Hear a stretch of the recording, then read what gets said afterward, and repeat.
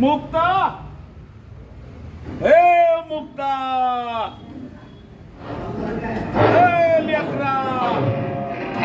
लहुजी साळवे यांचं आगमन झालेलं आहे. मुक्ता, जिवंत लहुजी साळवे. अरे माझी मुक्ता आली का इकडं? महात्मा ज्योतिबा फुलेंचा आमच्या मुक्ताला कोणी लहुजी वस्ताद साळवे यांचा आमच्या मुक्ताला कोणी पाहिलं का इथं ती खेळत होती हो? आली शाळेत आली पुढे अहो ज्योतिरावांच्या शाळेत गेली ना, अजून ती आली नाही म्हणून आम्ही मुक्ताला शोधतोय. मुक्ता,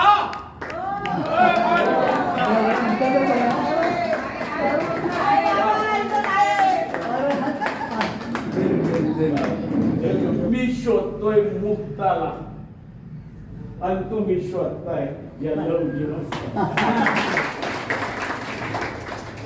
अरे बाबांनो, माझ्या मुक्ताला पहिल्यांदा शोधा. एकदा का माझी मुक्ता सापडली ना तरच तुम्हाला लवजी वस्ताद साळवे सांग.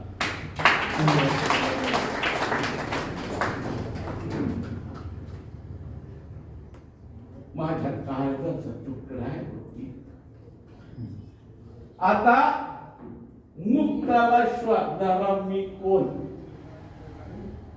तर पोरीला शाळेत टाकलं तर ताटात आल्या होत्या, 7 पिढ्या नष्ट होतात, घरातला करता माणूस मरून जातो हे माहीत असताना देखील महारामांगांची जी ज्योतिरावांनी शाळा टाकली, या ब्राह्मणी व्यवस्थेनं कर्मकांड म्हणून पोरीला शाळेत शिकू दिलं नाही.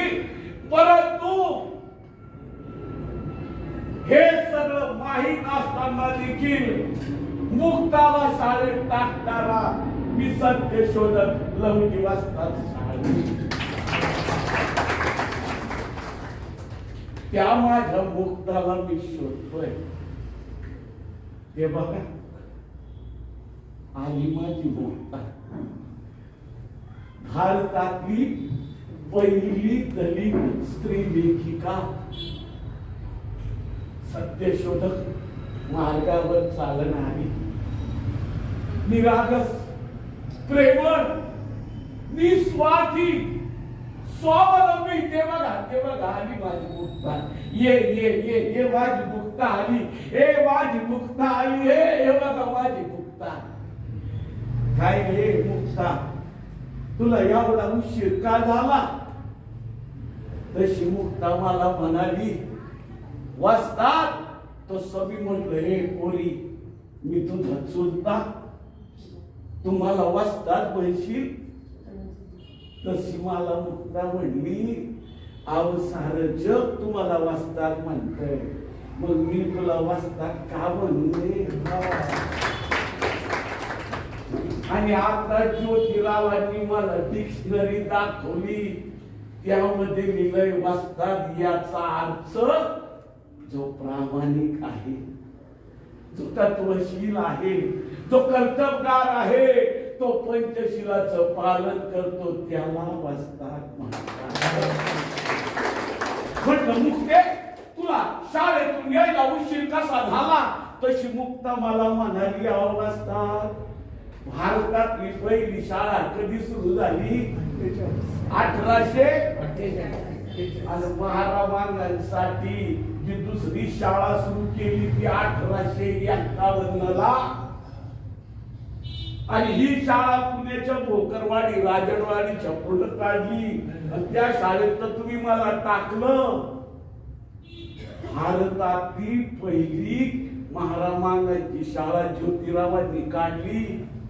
वस्ताद, आतापर्यंत मनुस्मृतीमध्ये जसं लिहिलं असायचं तसंच वागावं लागत होतं. तिथं कुठली परीक्षा नव्हती, मनुस्मृती म्हणत तशीच परीक्षा.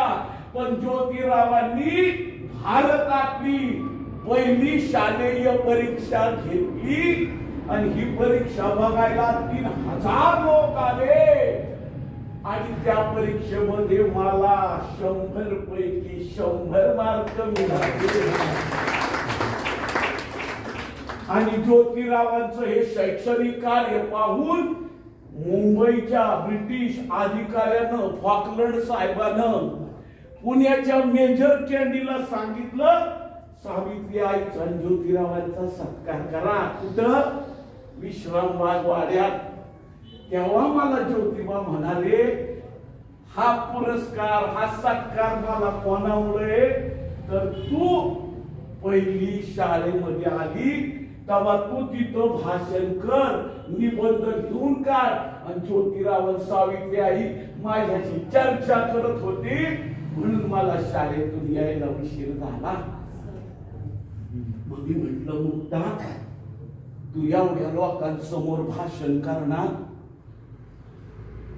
मग तू भाषणाचा निबंधाचा विषय काय ठरवला?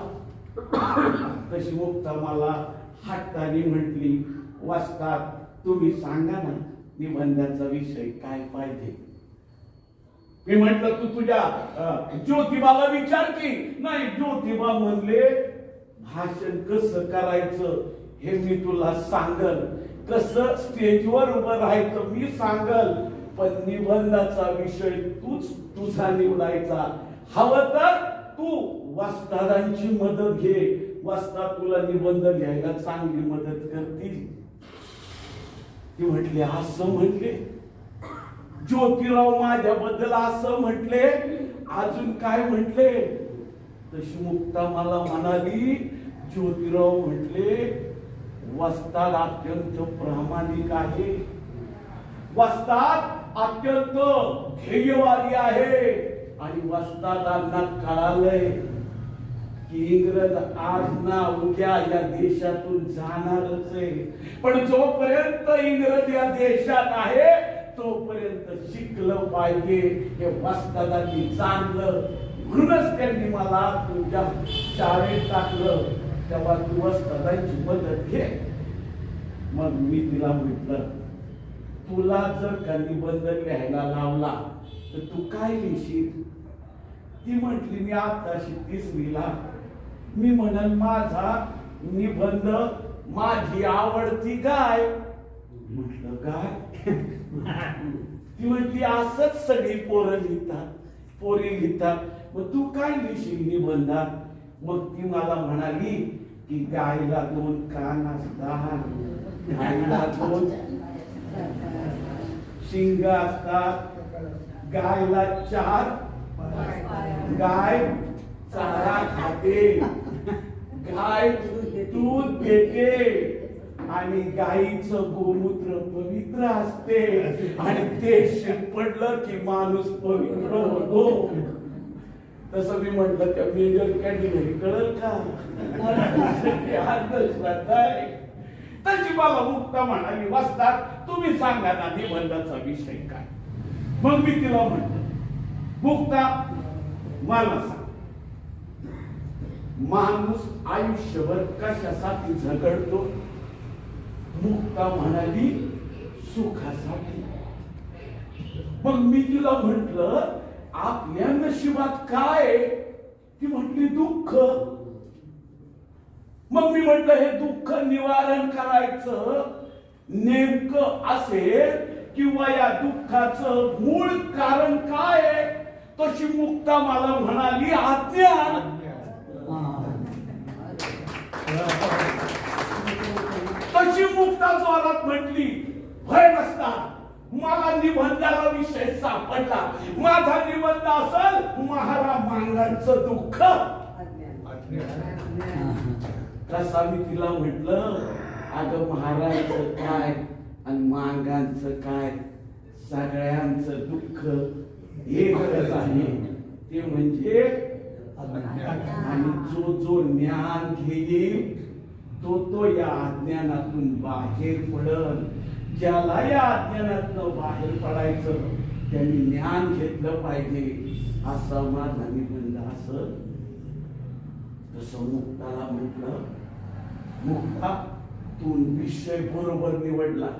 तुझ्या निबंध हा नक्कीच सगळ्या जगाला आदर्शवादी ठरत. आणि 1855 ला नगर मधून जे ज्ञानोदय प्रकाशित होत होत ना, त्या ज्ञानोदय मध्ये हा निबंध प्रसिद्ध केला. आणि म्हणून आज मुक्ताची मग मुक्तानी मला प्रश्न केला.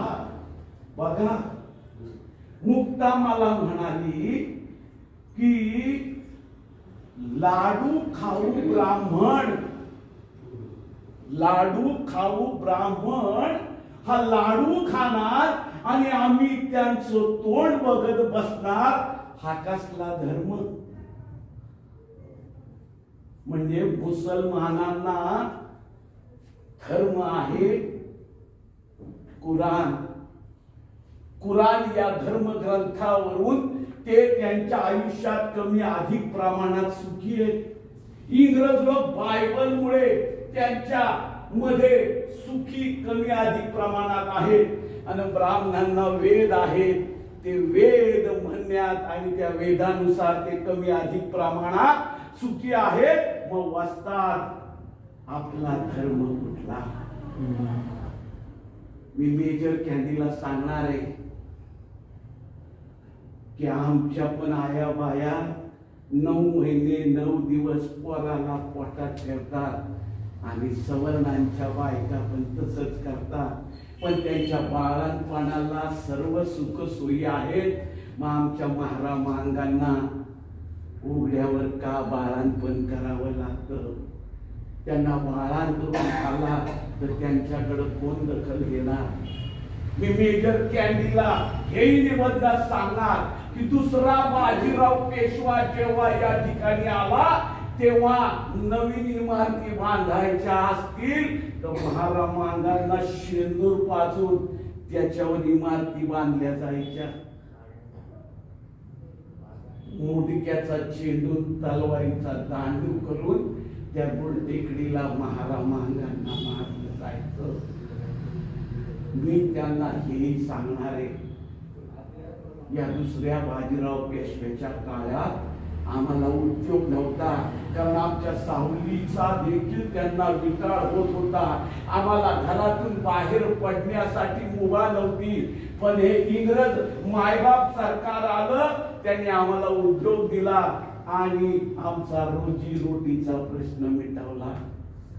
आमच्या लोकांना मारून टाकलं जात असं, पण इंग्रज सरकार आल्यामुळं आमच्या लोकांची संख्या वाढू लागली.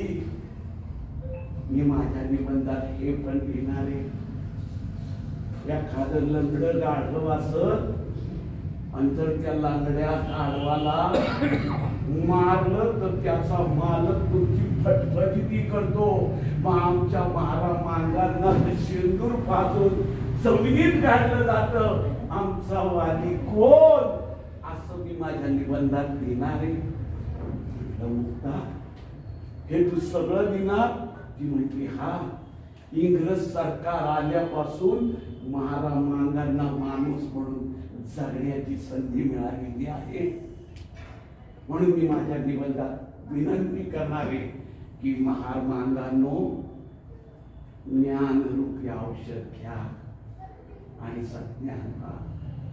आणि ज्ञान रूपी औषध घेऊनही तुम्ही जर का कर्मकांड मांडणार असाल तर तुमच्यासारखं मूर्ख दुसरं कोणीही नाही. अशी ती माझ्या बरोबर 2 दिवस चर्चा करत होती. मग ती मला म्हणाली, वाचता आपल्याला धर्म नाही, मग धर्म म्हणजे काय?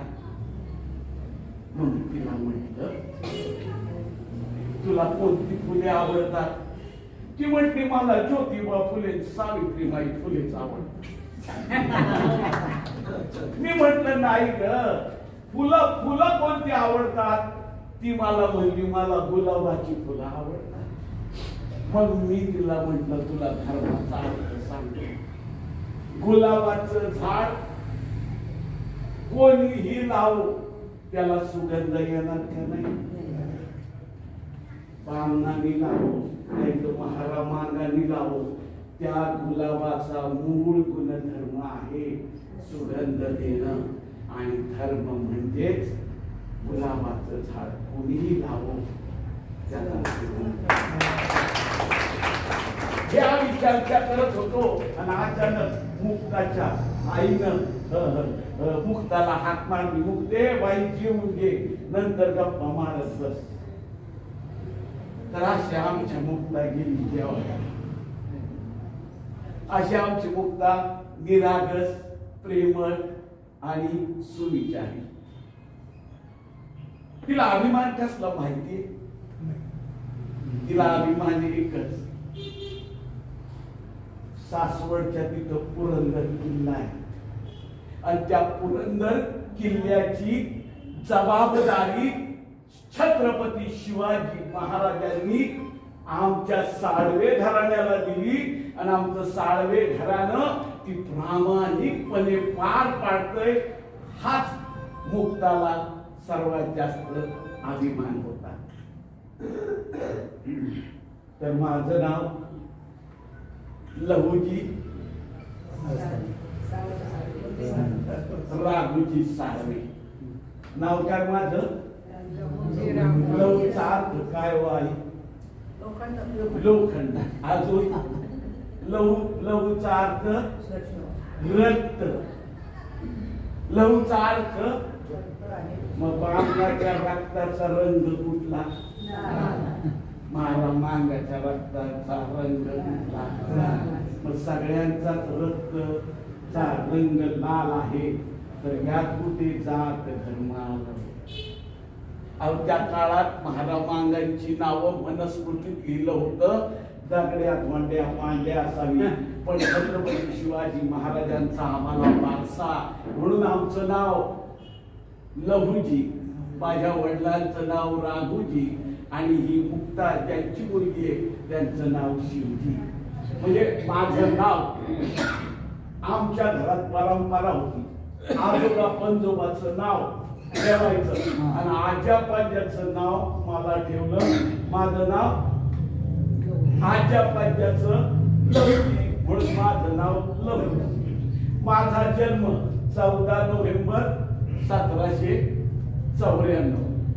माझ्या आईचं नाव विठाबाई. काय? ज्या अर्थी माझ्या आईचं नाव विठाबाई त्या अर्थी आमच्या आईचे माहेरचे लोक वारकरी संप्रदायाचे. मग ती लहानपणी मला कीर्तनाला घेऊन जात असणार. ती मला तुकोबाचे अभंग ऐकावे लागत असणार. सकाळी मी वाड्यावर होतो. लोक म्हटले गंध का नाही लावला. मी म्हटलं माझ्या आईचं नाव विठाबाई. तिने मला तुकारामाचा अभंग सांगितला. आईचे कैसे झाले गोंधू कर्म करून म्हणती साधू अंगा लावून या राखड डोळे झाकून राज्याची कळा विषयांचा सोळा तुका म्हणे सांगू किती जडोदयाची संगती अंगा लावून या राखड डोळे झाकून करती पाप म्हणून मी माझ्या गळ्यात ताईत मी घातला नाही आणि बरोबर. कारण मला माहिती आहे साध्य करिता सायास कारण अभ्यास.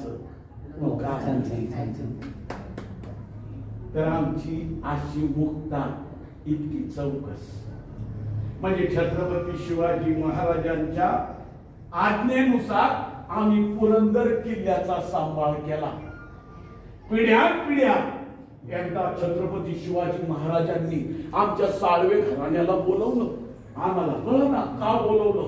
हे आम्ही साळवे घराणं सगळं तिकडं तिथं आलोय. महाराज आले. तसे महाराज आमच्याकडे बघून म्हणाले की खाल्ल्या मिठाला जागणारी साळवे घराण्याची औलाद आहे.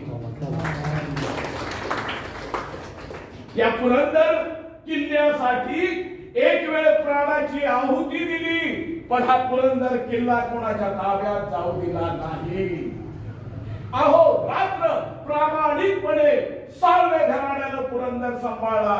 त्यांनी या लोकांना दानपट्टा शिकवला, वाघनखे कशी चालवायची शिकवली, तलवार कशी चालवायची शिकवली आणि दानपट्टा कसा चालवायचा शिकवला.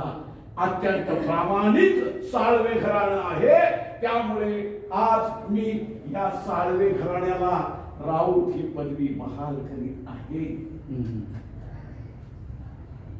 हाच अभिमान आमच्या मोठा. पण मग महाराजांचं निधन झालं, संभाजी राजे पण गेले आणि आली पेशवाई. महाराज गेले पण मी माझं पुरंदर किल्ल्याचं काम विना मोबदला करतच राहिले. असंच मी पुरंदरच्या किल्ल्याच्या भोवती फिरत होतो. अचानक वाघ आला. वाघ माझ्याकडं माझे वडील राग होती साळवी फिरत होते. अचानक माझ्या वडिलांसमोर असा वाघ आला. शिवाजी महाराजांची आज्ञा होती, हिंस्त्र प्राण्याची देखील हत्या करू नका. माझ्या वडिलांच्या हातात तलवार होती पण माझ्या वडिलांनी समोर आलेला वाघ मारला नाही. माझ्या वडिलांच्या हातात टिपरू होतं. ते टिपरू घेतलं, त्या वाघाला मारलं, त्याच्या गाडग्याला लागलं. वाघ अंगावर आला, परत टिपरू मारलं.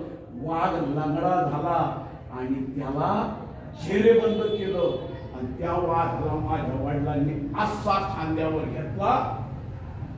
आणि आम्ही पुरंदरच्या पायथ्याला राहत होतो. पेठ त्या गावाचं नाव. असा वाघ घेऊन माझे वडील आले. सगळे आजूबाजूची गावं बघायला आली आणि ही बातमी पुण्यातल्या पेशव्यांना कळाली. पेशव्यांनी माझ्या वडिलांना पुण्याला बोलवलं. मी तो वाघ घेऊन गेलो आणि माझ्या बरोबर माझे वडील पण होते. माझ्या वडिलांना पेशव्यांनी शिकारखान्याचा प्रमुख केलं आणि त्यावेळेस शिकारखाना सारसबागेकडे होता आणि त्या सारसबागेच्या शिकारखान्यात तो वाघ टाकला आणि माझे वडील तिथं शिकारखान्यात कामाला लागले. मला पण पेशव्यांनी तिथं कामाला लावलं रामोशी गेट जवळ. कारण जानाईच्या मळ्यातून चोर लोक येत होते. मग दबदबा कोणाचा असावा तर साळवे घराण्याचा, म्हणून मी रामोशी गेटच्या तिथं देखरेखीला होतो. पण पेशवाईमध्ये अन्याय अत्याचार चालू होता. ही घटना आहे 1817 सालची. ब्रिटिश आले, ते पेशवाई बरोबर युद्ध करणार होते आणि पेशव्यांनी ही जबाबदारी बाळा गोखलेंना दिली.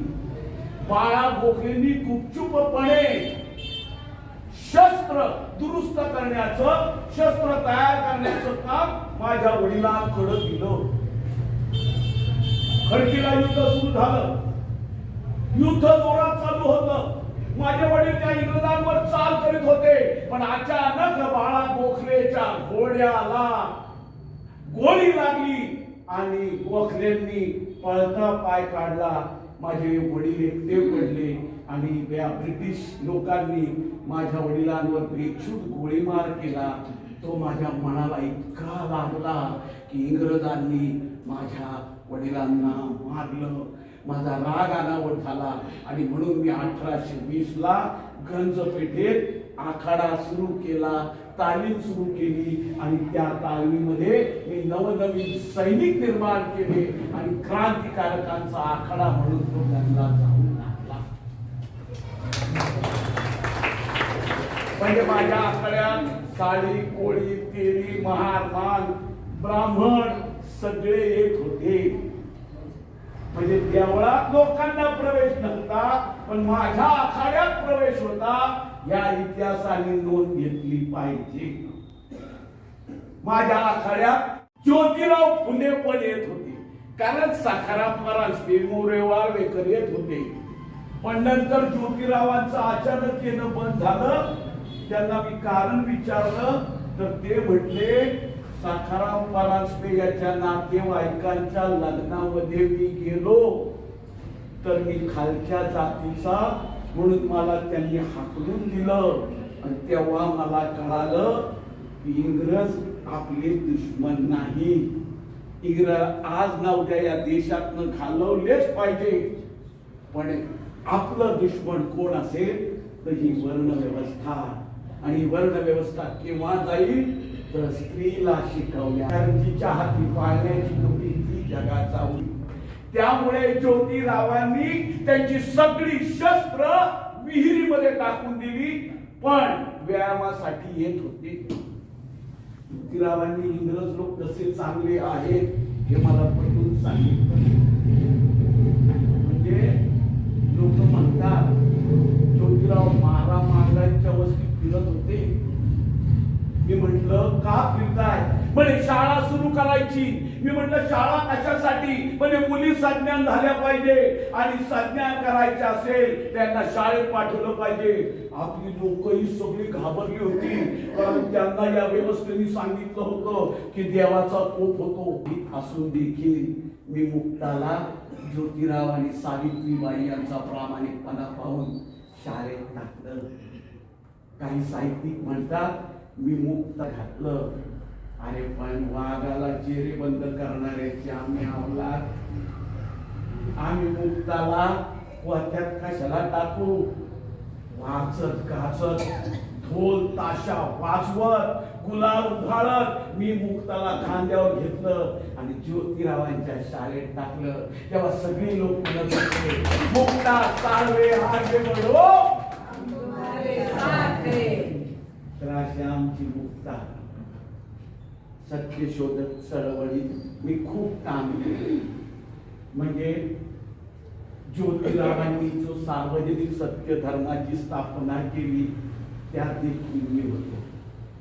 किंबहुना लोकहितवादी देशमुखांचा प्रसंग म्हणजे दक्षिणा कमिटी होती. दक्षिणा कमिटी म्हणजे पुण्यामध्ये ब्राह्मणांना दक्षिणा वाटायची आणि ही पेशव्यांपासून सगळी पद्धत चालू होती आणि इंग्रज आले तरी ही पद्धत चालू होती. हे इंग्रजांना देखील पटलं नाही, कारण त्या दक्षिणेची किंमत 80,000हून 3 लाख झाली होती आणि भारतातले लोक सगळे ब्राह्मण दक्षिणा घ्यायला येत होते. लोकहितवादी देशमुखांचं त्यामध्ये खूप मोठं योगदान आहे. याच दक्षिणा कमिटीतले काही पैसे संस्कृत महाविद्यालयासाठी वापरले जात होते. लोकहितवादी म्हणाले संस्कृत ही आपली भाषा नाही, आपली भाषा मराठी आहे, हा फंड मराठी साहित्याला दिला जावा असं त्यांनी इंग्रजांना पत्र लिहिलं आणि हे या पंचांना कळालं, पंचमंडळींना. लोकहितवादी घाबरून गेले. ज्योतिरावांचे जवळचे मित्र भवाळकर हे ज्योतिरावांकडे गेले की सगळ्यांनी लोकहितवाद्यांना शनिवाऱ्या वाड्यावर बोलवलंय. आता ते त्याला काय करतील नेम नाही, काय करता येईल तसं भवाळकरांना ज्योतिराव म्हणाले तुमचा सगळा मोर्चा येताना फुलेवाड्यावरून आणा. सगळे ते मंडळी होते ती सगळी महात्मा फुल्यांच्या वाड्यात आली. ज्योतिराव त्यांच्याबरोबर गेले. माझ्या तालमीजवळ सगळे थांबले. ज्योतिरावांना सांगितलं लोकहितवादी देशमुख अडचणीत आहेत, ब्राह्मण लोक त्यांना शिक्षा देणार आहेत. मग मी 100-200 महारामांगाची लोक पैलवानगडी घेतली आणि सगळा जत्था शनिवार वाड्याकडे चालला. 5-50 महारामांग पुढं मधी लोकहितवादी माग 5-50. शनिवार वाड्यावर एवढी सगळी तालमीतली लोक बघून ही पंचमंडळी घाबरली. तरी त्यातल्या एकाने विचारलं की हे इंग्रजांना पत्र कोणी लिहिलं की या दक्षिणा कमिटीतले पैसे मराठी साहित्याला वापरले जावे. तसं भवाळकरांनी ज्योतिरावांकडे बघितलं. ज्योतिरावांनी माझ्याकडे बघितलं, मी शेर महारमान पैलवानांकडे बघितलं. हे 5, 50, 100 महार तिथं चोर बैठका काढायला लागले. पंचमंडळी सांगायचं तात्पर्य असं, माझ्यामुळं आणि माझ्या तालमीतल्या लोकांमुळं आणि ज्योतिरावांनी केलेल्या धाडसामुळं दक्षिणा कमिटीतला फंड मराठी साहित्यातल्या नवनिर्मित करायच्या पुस्तकांना वापरण्यात आला.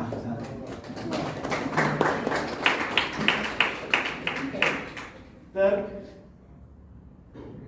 माझी राजकीय क्रांती आज तितकीशी गरजेची नाही जेवढी ज्योतिरावांबरोबर मी सामाजिक क्रांती केली ही महत्वाची आहे.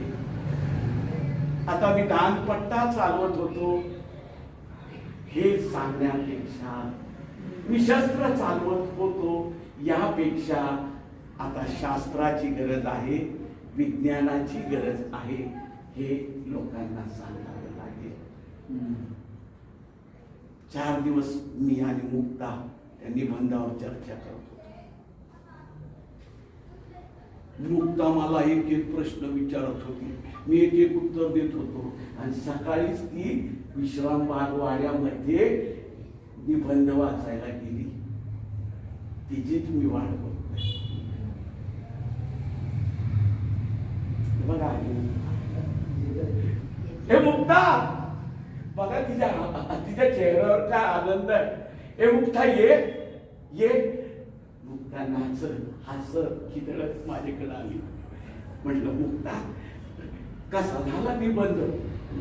मुक्ता म्हटली, मी आज सकाळी निबंध वाचला तर सावित्रीबाईंनी माझे पाटापाटा मुके घेतले, ज्योतिरावांनी तर मला उचलून धरलं. म्हणजे हा मग मेजर कॅन्डी पण खुश झाला माझं भाषण ऐकून. मी म्हटलं मुक्ता तू तर मराठीमध्ये निबंध म्हणता आणि मेजर कॅन्डीला काय डोंबलं कळणार का? तशी मुक्ता म्हटली, वाचतात भारतातली पहिली महारामांची शाळा ही नुसती मराठीत नाही तर ज्योतिरावांनी इंग्लिश मध्ये काढलेली आहे. शाळेमध्ये मुलं यावी म्हणून त्यांना पगार देणारे ज्योतिरावे. मी काय त्यांच्या समोर मराठीत बोलले नाही, मी तो निबंध इंग्लिश मध्ये बोलला, तू इंग्लिश मध्ये बोलली मुक्ता. हा हे मला एखादं वाक्य सांग ना. तशी मुक्ता म्हणाली, मी माझ्या निबंधात म्हटलं, if only Brahmin right to read the Vedas, then what is our holy book, what is our religion book. Veda वाचण्याचा अधिकार जर का ब्राह्मणांनाच आहे तर आमचा धर्मग्रंथ कोणता? तशी मुक्ता म्हणाली, मेजर कॅन्डी एवढी चालले, त्यांनी आम्हाला खाऊ दिला, खेळणी दिली, चॉकलेट दिलं. तसं मी मुक्ताला म्हटलं, मुक्ता तू त्यांची खेळणी घेतली? मुक्ता खरं सांग, तू त्यांचा खाऊ घेतला? मुक्ता तू त्यांचं चॉकलेट घेतलं? खरं सांग मुक्ता. तशी मुक्ता म्हणाली, अहो वस्ताद, छत्रपती शिवाजी महाराजांच्या पुरंदर किल्ल्याची प्रामाणिक सेवा करणाऱ्या घराण्याची, साळवे घराण्याची मी अवलाद आहे. मी कोणाचं चॉकलेट कसं काय घेईन? वस्ताद, मी चॉकलेट घेतलं नाही, मी खेळणी घेतली नाही, मी खाऊ घेतला नाही. उलट मी मेजर कॅन्डीला म्हटलं की आम्हाला धर्मग्रंथ नाही, आम्हाला चॉकलेट नको, आम्हाला जगभरातल्या विद्वानांची पुस्तकं द्या आणि ते पुस्तक ठेवण्यासाठी ग्रंथालय द्या. वस्ताद, मी ग्रंथालयाची मागणी केली. वस्ताद, मी त्यांचं चॉकलेट नाही घेतलं. वस्ताद असं म्हटलं. मुक्ता खरंच तू साळवे घराण्याची लाज राखली. बघा लोक हो, माझ्या मुक्तानं कोणाचं चॉकलेट घेतलं नाही. ती म्हणते आम्ही धर्म नसलेली माणसं आहे, कुठल्याही धर्माला भरली नाही. तुम्हाला हात जोडून विनंती, कोणाच्याही प्रलोभनाला बळी पडू नका. लोक तुम्हाला माझ्या कार्याबद्दल त्यांना काही घेणं नाही, त्यांना फक्त तुम्हाला धर्मात अडकवायचं आहे. आणि माझी मुक्ता तर म्हणती आम्हाला धर्म नसलेली माणसं. मुक्ता मला म्हणाली, वस्ताद वस्ताद हा असा अमानवी धर्म आहे, तर आज ना उद्या पुढे कोणीतरी युगपुरुष येईल आणि हा अमानवी धर्म जाळून टाकील आणि मानवतेचा धर्म देईल. तेव्हा मी म्हटलं बरोबर आहे, पण जेव्हा तो युगपुरुष मानवतेचा धर्म देईल तेव्हा आपल्या लोकांनीही त्याच्या मागे जायला पाहिजे. म्हणून सांगतो, रामायण महाभारत याची कशी तुम्ही पारायण करता, तशा मुक्ताच्या निबंधाचा मुक्तायन करायची गरज आहे. बघा माझ्या मुक्तानं मुक्ता प्रलोभनाला बळी पडली नाही. शाबास मुक्ता. इथे मुक्ता होती ना आता,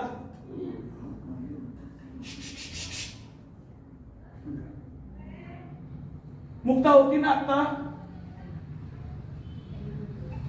हो दादा, ती म्हणाली ना आम्ही धर्म नसलेली माणसं आहे. कुठे गेली मुक्ता? हे बाबा घेऊ, हे मला नका शोधू रे. मी कुठल्या स्मारकात नाही, मी कुठल्या मातीत नाही, मी आहे फक्त मुक्ताच्या निबंधात. माझ्या मुक्ताला शोधा रे बाबा. अरे माझ्या काळजाचा तुकडा आहे ती. माझ्या मुक्ताचा निबंधच तुम्हाला तारणार आहे, नाहीतर तुम्ही पुन्हा एकदा गुलाम होणार आहात. मुक्ता, हे माझ्या मुक्ताला शोधा ना. माझ्या मुक्ताला दडून तर नाही ना ठेवलं तुम्ही. हे माझ्या मुक्ताला बाहेर काढणारे. माझ्या मुक्ताला पाहिलं. हे मुक्ता,